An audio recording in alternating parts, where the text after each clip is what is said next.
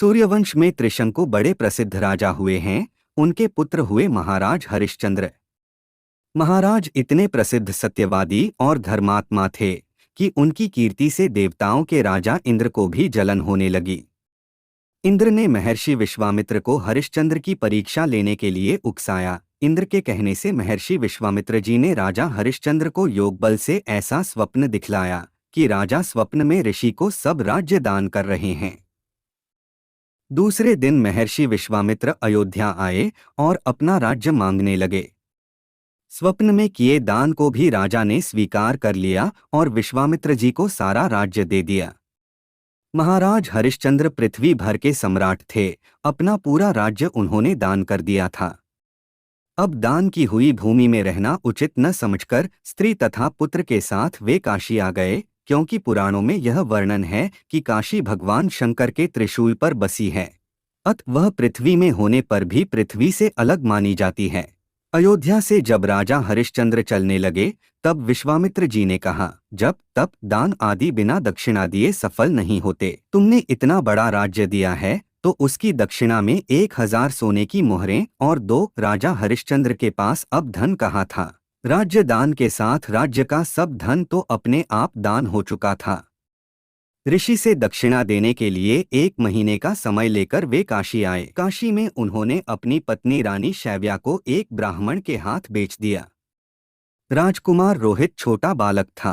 प्रार्थना करने पर ब्राह्मण ने उसे अपनी माता के साथ रहने की आज्ञा दे दी। स्वयं अपने को राजा हरिश्चंद्र ने एक चांडाल के हाथ बेच दिया और इस प्रकार ऋषि विश्वामित्र को 1000 मोहरें दक्षिणा में दी। महारानी शैव्या अब ब्राह्मण के घर में दासी का काम करने लगी। चांडाल के सेवक होकर राजा हरिश्चंद्र श्मशान घाट की चौकीदारी करने लगे।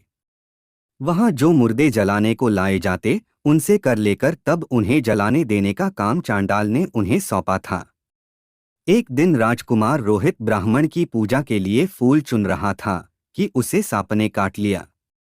सांप का विष झटपट फैल गया और रोहित मरकर भूमि पर गिर पड़ा। उसकी माता महारानी शैव्या को न कोई धीरज बंधाने वाला था और न उनके पुत्र की देह श्मशान पहुंचाने वाला था।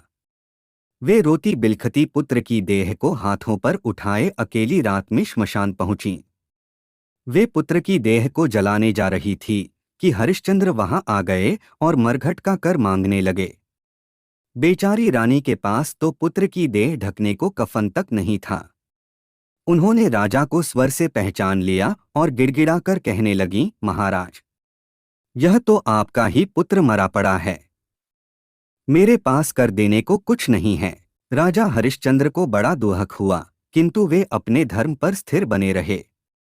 उन्होंने कहा, रानी, मैं यहाँ चांडाल का सेवक हूँ।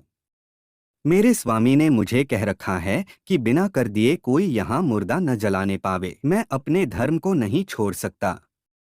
तुम मुझे कुछ देकर तब पुत्र की देह जलाओ। रानी फूट फूट कर रोने लगी और बोली, मेरे पास तो यही एक साड़ी है जिसे मैं पहने हूँ, आप इसी में से आधा ले लें। जैसे ही रानी अपनी साड़ी फाड़ने चली वैसे ही वहां भगवान नारायण, इंद्र, धर्मराज आदि देवता और महर्षि विश्वामित्र प्रकट हो गए। महर्षि विश्वामित्र ने बताया कि कुमार रोहित मरा नहीं है। यह सब तो ऋषि ने योग माया से दिखलाया था। राजा हरिश्चंद्र को खरीदने वाले चांडाल के रूप में साक्षात धर्मराज थे। सत्य साक्षात नारायण का स्वरूप है। सत्य के प्रभाव से राजा हरिश्चंद्र महारानी शैव्या के साथ भगवान के धाम को चले गए। महर्षि विश्वामित्र ने राजकुमार रोहित को अयोध्या का राजा बना दिया। सत्यवादी राजा हरिश्चंद्र के संबंध में यह दोहा प्रसिद्ध है, चंद्र टरै सूरज टर, टरै जगत व्यवहार। तै दृढ़व्रत हरिश्चंद्र को, टरै न सत्य विचार।